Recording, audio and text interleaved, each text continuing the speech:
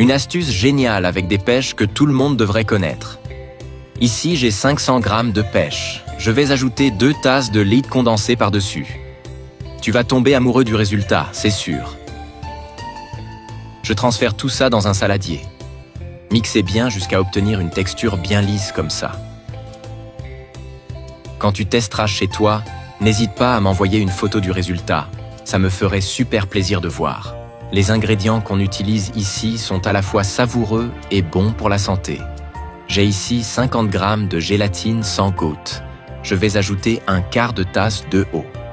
Puis je mélange bien. Dis-moi de quelle ville tu nous regardes pour que je t'envoie un petit coucou spécial. Aujourd'hui, le bisou du jour va pour Léo Martin de Toulouse. Merci pour ton soutien. Je suis content que mes recettes te plaisent. Je suis sûr que ça deviendra un classique chez toi. Impossible d'en faire une seule fois. Après avoir bien mélangé, ça doit avoir cette texture-là, vraiment super simple à faire. Maintenant, je verse ce mélange avec les autres ingrédients du grand saladier. Je mélange encore un peu, tranquillement. C'est une recette toute simple, mais le secret, c'est vraiment l'équilibre entre les ingrédients.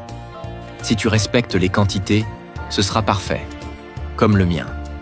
Dans une casserole, je vais mettre une tasse de sucre. Je continue à mélanger et j'ajoute petit à petit une demi-tasse d'EAU. Si tu as un doute, fais juste comme moi, étape par étape. Une fois l'eau ajoutée, continue à mélanger jusqu'à ce que la texture change. Regarde-moi ça, le tien doit ressembler à ça aussi. Comme quoi, on peut bien manger et prendre soin de sa santé avec des recettes comme celle-ci. Parfaite pour ceux qui cherchent des repas plus équilibrés sans faire une croix sur le goût. Je vais maintenant tout verser dans ce moule. Utilise une spatule pour bien répartir sur les bords, comme je fais là. Je l'ai faite hier pour mes amis, ils ont adoré et m'ont supplié de venir vous montrer comment faire. Maintenant, je verse les ingrédients du saladier par-dessus. Et encore une fois, la spatule pour bien lisser et égaliser. Direction le frigo pour 3 heures. Le temps est passé. Regarde-moi ce résultat. Retourne-le sur une assiette et voilà, c'est prêt. Je découpe et je mets dans une assiette. Regarde ce visuel de folie. Ça va impressionner tout le monde chez toi. Et je te garantis que le goût est tout aussi incroyable. Si t'aimes ce genre de recette, continue à suivre. J'ai encore plein d'astuces à partager avec toi.